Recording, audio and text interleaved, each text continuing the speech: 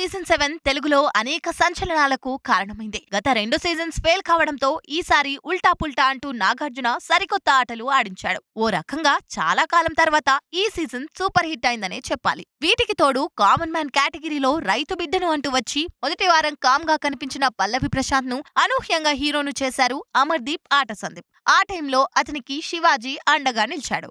అప్పట్నుంచి మనోడు రెచ్చిపోయాడు. ఆట ఏదైనా, టాస్క్ ఏదైనా తనదైన టాలెంట్ తో అందరినీ ఆకట్టుకున్నాడు. దీంతో పాటు రైతు బిడ్డ అనే సింపతి బాగా వర్కౌట్ అయింది. ఓ రకంగా బిగ్ బాస్ కు వెళ్లడం తన జీవితాశయంగా చెప్పుకున్నాడు ప్రశాంత్. ఆ టార్గెట్ గానే హౌస్ లో అదరగొట్టాడు. అతనెవరో తెలియని వారిని కూడా ఆకట్టుకున్నాడు.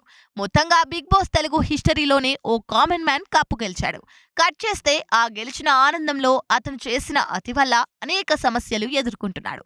దీనివల్ల అతను హీరో అయ్యే అవకాశం కూడా కోల్పోయాడు అంటే అతిశయోక్తి కాదు. ఎస్, పల్లవి ప్రశాంత్ ను హీరోగా చేస్తామంటూ అదే హౌస్ లో అతనికి సపోర్ట్ గా నిలిచిన సింగర్, మ్యూజిషియన్ బోలే షావలి చెబుతున్నాడు. పల్లవి ప్రశాంత్ పబ్లిక్, ప్రైవేట్ ఆస్తులు ధ్వంసం కావడానికి కారణమయ్యాడు అంటూ పోలీసులు అరెస్ట్ చేశారు.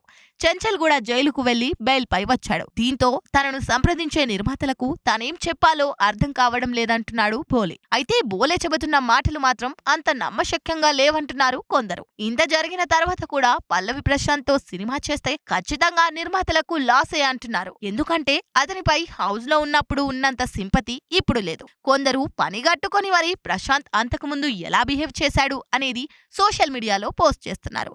కప్పు గెలిచిన తర్వాత అతని హావభావాలు చాలా మందిని ఆశ్చర్యపరిచాయి. ఒక్కసారిగా తను హీరో అన్న రేంజ్ లో బిల్డప్ ఇచ్చాడు. ఇప్పుడు ఆ బిల్డప్పే అతనికి హీరోగా అవకాశాలను ప్రశ్నార్థకం చేస్తున్నాయి.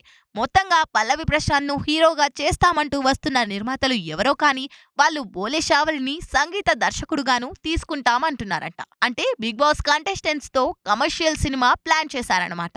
మరి పల్లవి ప్రశాంత్ రైతు బిడ్డ సెంటిమెంట్ సినిమాకు వర్కౌట్ అవుతుందా? అసలు అతను సినిమా చేస్తాడా? వీటికంటే ముందు అసలే కోర్టులు, జైలంటూ నానా బాధల్లో ఉన్న పల్లవి ప్రశాంత్ హీరోగా చేసేందుకు ఒప్పుకుంటాడా లేదా అనేది చూడాలి.